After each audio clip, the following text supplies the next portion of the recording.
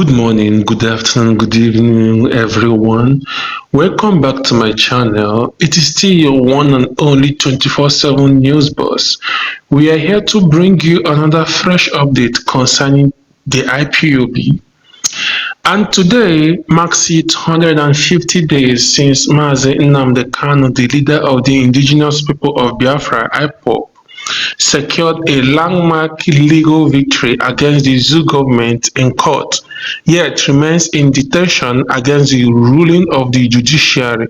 Despite the decision delivered in his favor, Kanu continues to languish in the custody of the Department of State Services (DSS), a development that has fueled widespread criticism both within the Zoo nation and across the international community. So my people, before we proceed, please do well to hit the subscription button, like and share this video, and do not forget to turn on the notification bell so you will be the first to receive our updates promptly. On October 13, 2022, the Court of Appeal in the Federal Capital Territory of the Zoo Nation ruled in favor of Kanu, discharging him of all terrorism-related charges brought against him by the Zoo government. The court also declared his extraordinary rendition from Kenya to the Zoo nation illegal and unconstitutional, describing it as a blatant violation of international law. However, nearly 3 years later, the judgment has not been respected. Ordinarily, such a court ruling should have brought closure to the prolonged legal battle between Kanu and the Zoo government. Instead, the Zoo government has continued to detain him, citing national security concerns, while ignoring multiple appeals from human rights organizations, international observers, and prominent legal experts. The Zoo government Supreme Court has since had related appeals, but its rulings have been widely criticized as inconsistent and politically motivated. Legal experts argue that the Zoo government refusal to comply with the 2022 Court of Appeal judgment undermines the sanctity of the Zoo nation's judicial system. This is not just about Nnamdi Kanu anymore, said a senior lawyer in the Federal Capital Territory who asked not to be named. It is about whether the rule of law still exists in the Zoo nation.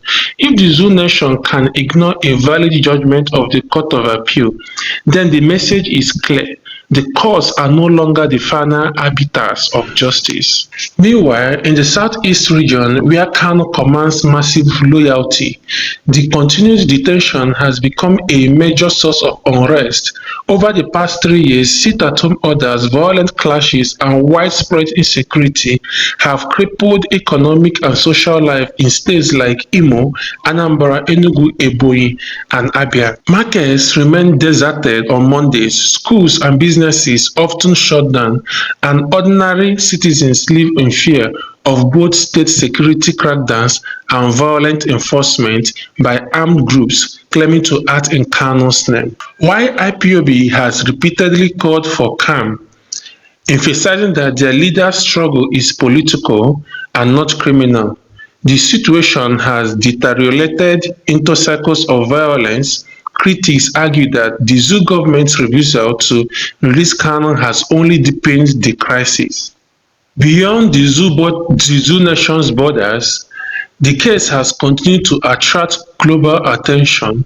Several human rights bodies, including Amnesty International, Human Rights Watch, have condemned Kanu's continued detention. The United Nations Working Group on Arbitrary Detention has also called for his immediate release, declaring his extraordinary rendition and prolonged detention a violation of international human rights law.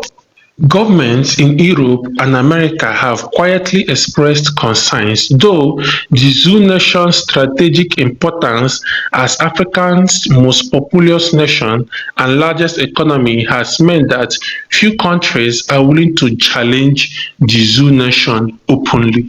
Analysts say the case has now moved beyond the courts and into the realm of politics, with the Zoo Nation President administration seeking to consolidate power and mounting economic hardship and security challenges.